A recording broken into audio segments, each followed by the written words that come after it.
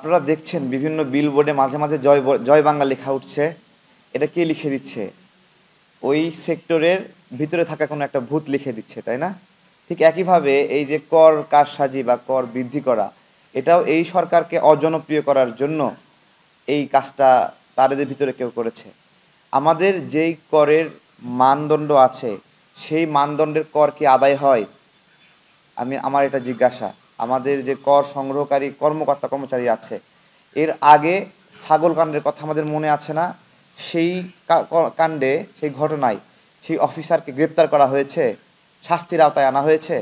কিছুই করা হয়নি।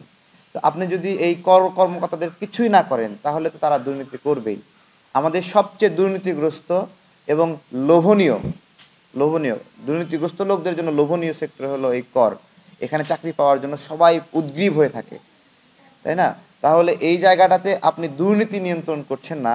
আমাদের আমাদের কষ্টের দেওয়া ভ্যাট ট্যাক্সের টাকাগুলো এই কর্মকর্তারা চুরি করছে, সেটা নিয়ন্ত্রণ করছেন না, কিন্তু কর বাড়ায় দিয়ে কেন তাদেরকে আরো বেশি খাওয়ার ব্যবস্থা করতে হবে? এই তো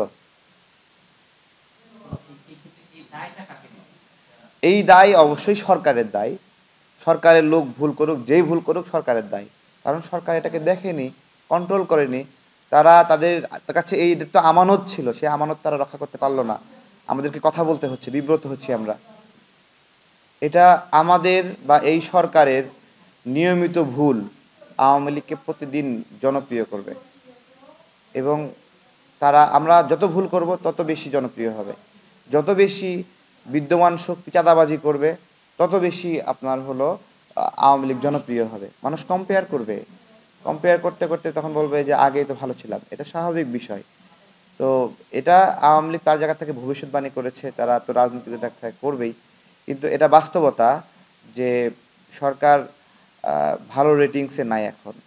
মানে তাদের অ্যাচিভমেন্ট ভালো না। অনেকটা সময় পেয়েছে, 6 মাস। এই সরকারকে কম্বল বিতরণ করার দায়িত্ব দেওয়া হয় নাই, এটা মনে রাখতে হবে।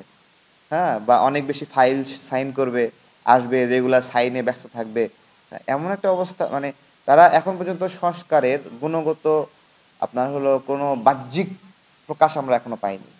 হ্যাঁ, তারা এই ডকুমেন্টেড রিলেটেড কাজ, আমলাতান্ত্রিক কাজ, এগুলো নিয়ে অনেক বেশি মানে আগ্রহ, ব্যস্ত, অনেক বেশি ফাইল সাইন করতে চায়, এগুলো নিয়ে তাদের অনেক তৎপরতা।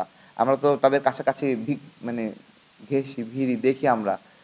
তাদের আপনার হলো সংস্কার কি? সংস্কার হলো প্রশ্ন উত্থাপন করা, যে এই জিনিসটা আমরা আপত্তি করছি, তাই না?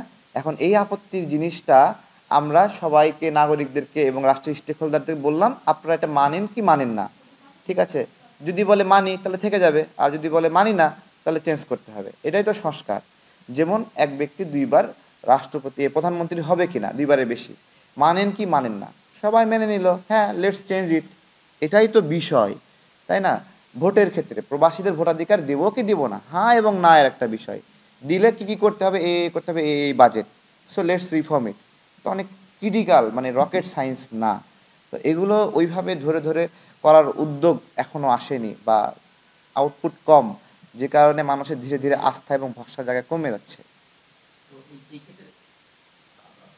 রাজনৈতিক দলগুলো এই সরকারকে একবারের জন্য ল্যাং মেরেছে কিনা? হ্যাঁ, আমি বলতে চাচ্ছি তারা তাদেরকে মানে কোনো প্রোটেস্ট, প্রতিবাদ সভা, বিক্ষোভ সভা, ব্যাপক, আমরা যেটা শেখ হাসিনার সময়ে আপনার হলো মাস মুভমেন্টের দিকে গিয়েছি, ওইভাবে এই সরকারকে কোনো বিষয়ে, যে এই সরকারের কোনো বিষয় না মানার কারণে ব্যাপক মানে লড়াই সংগ্রাম এরকম কিছু হয়েছে কিনা? এটা তো হয়নি। তো কথা বলা, সমালোচনা করা মানে কি বাধাগ্রস্ত করা নাকি? রাজনৈতিক দলগুলো রাজনীতি বাদ দিয়ে ঘরে চুরি পড়ে থাকবে? তারা তাদের রেগুলার সমালোচনা করা কাজ। এইটাকে বাধাগ্রস্ত যদি মনে করে, তাহলে বুঝতে হবে যে ফ্যাসিস্টের ভূত ভর করেছে। না, ওদের একটা যে ওরা হলো কাউকে আলোচনার জন্য ডেকে কথাটা বলতে দেয় না। হ্যাঁ, তাদের এটা মানে এরকম কৃপণতা কেন আমি জানি না। তারা ডাকছে, সঞ্চালক নিজেই 12 মিনিটের শোতে 10 মিনিট কথা বলে। এরকম কোথাও দেখবেন নাকি? এটা হয় নাকি যে সঞ্চালকই 10 মিনিট কথা বলতেছে, যাকে অতিথি করলো তাকে দিচ্ছে 2 মিনিট? ঠিক আছে, এই জায়গা থেকে বাংলাদেশের যে আলোচনা, দেখেন ভারতীয় গণমাধ্যম পিওর ডিসকাশন বের করতে পারে না কেন? তাদের সাংবাদিকতা মুখ থুবড়ে পড়েছে কেন? কারণ তারা মানে মানুষের কথাগুলো বলতে দেয় না। হ্যাঁ, আমাদের এখানে সমস্যাগুলো আমরা যেভাবে সমাধান করি, আমাদের টক শোতে সমাধান হয়, আমাদের আলোচনার টেবিলে সমাধান হয়, সেমিনারে সমাধান হয়, তাই না? আমরা একটা টক শোতে যখন আমাদের টিভি চ্যানেলগুলোতে বসি, তখন যে বিভিন্ন রাষ্ট্রের প্রতিনিধিত্বকারী ব্যক্তি এসে এখানে বসে, সে এই সমাজের প্রতিনিধি হিসেবে তার জায়গা থেকে মতামত দেয়। এই জায়গাগুলো নিয়ে অ্যাসেসমেন্ট, পুনঃ অ্যাসেসমেন্ট চলে, তখন এগুলো নিয়ে সমাধানের একটা দিকে যায়। আসলে ইন্ডিয়ান নিউজগুলো কখনো চায়নি আমাদের এখানে সংখ্যালঘু কেন্দ্রিক সমস্যার সমাধান হোক। ওদের এটা চাওয়ার ছিল না, যে কারণে ওরা আলোচনা করতে দেয় না। ওরা খালি এটা হইলো কেন, ওটা হইলো কেন, এই হইলো কেন, এগুলো গুজব। মানুষ মোটরসাইকেল অ্যাক্সিডেন্ট করছে, বলতেছে সংখ্যালঘুকে মারিয়ে ফেলাইছে। কি অদ্ভুত তাদের চিন্তা! এগুলো তাদের অসুস্থতা। আপনারা দেখবেন ভারতীয় গণমাধ্যমগুলো প্রতিদিনই ডক্টর ইউনূস স্যারের ছবি দিয়ে পোস্ট করে। ঠিক আছে? ইউনূস স্যার পড়ে গেল, ইউনূস স্যার ঘুমায়ে গেল, ইউনূস স্যার কাইত হইল, এইসব তারা এমন এমন ক্যাপশন দিচ্ছে। এই মুহূর্তে ইউনূস স্যার উচ্ছেদ, এরকম ক্যাপশন দিচ্ছে। এগুলো কেন করছে? এগুলো জাস্ট তাদের টিআরপি, ভিউ এই রিলেটেড একটা অপচেষ্টা বলা যায়। তো তাদেরকে আমাদের বাংলাদেশি সাংবাদিক ভাইদের কাছ থেকে সাংবাদিকতা শিখতে বলবো। তারা অনেকটা মৃগী রোগীর মতো আচরণ করে, ছটফট করে স্টেজে। এটা কেন? অস্থিরতা, হ্যাঁ, এগুলো দিয়ে মনে হয় নাচানাচি করছে।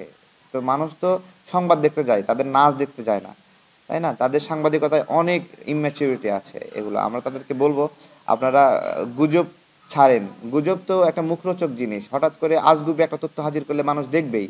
হঠাৎ করে যদি বলেন যে আপনার হলো অমুক নেতা মারা গেছে, অথচ সে একটু অসুস্থ, তাহলে মানুষ তো ওই নিউজ তো ভাইরাল হবেই, তাই না?